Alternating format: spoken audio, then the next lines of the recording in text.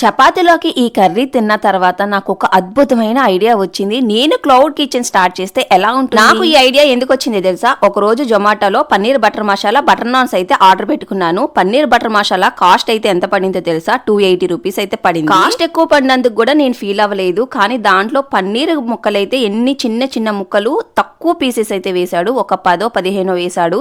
మిగతాదంతా గ్రేవీయే ఉంది. ఆ కర్రీ టేస్ట్ కూడా అంత బాగా అనిపించలేదు. అప్పుడు వచ్చింది నాకు ఈ ఐడియా. నేను కూడా ఇంట్లోనే పన్నీర్ బటర్ మసాలా తయారు చేస్తే, కాకపోతే పన్నీర్ కు బదులు బంగాళదుంప ముక్కలు అయితే వేసి చేద్దాం అనుకున్నా. నిజం చెప్పాలంటే ఈ కర్రీని నేను ఎప్పుడు ట్రై చేయలేదు. ఫస్ట్ టైం అయితే ట్రై చేస్తున్నా. కానీ ప్రాసెస్ అనేది అయితే తెలుసు. అంటే దాంట్లో వేసే ఐటమ్స్ అన్ని కూడా కొంచెం ఐడియా అయితే ఉంది. ఈ కర్రీ బటర్ నాన్స్ కే కాదు చపాతీలో కూడా పర్ఫెక్ట్ గా ఉంటుంది. నాకు చాలా బాగా నచ్చింది. కానీ నెక్స్ట్ వీడియోలో ఈ ప్రాసెస్ అనేది ఎలా చేస్తారు అనేది క్లియర్ గా అయితే చూపిస్తాను. నాకు ఎంత ప్రౌడ్ గా ఉందో తెలుసా? ఈ రోజు అయితే నేను 400 రూపీస్ దాకా సేవ్ చేసి, ఎంత సేవ్ చేసినా సరే మా ఆయనకైతే అస్సలు కనపడదు. అదే ఖర్చు చేస్తే మాత్రం బాగా కనపడుతుంది.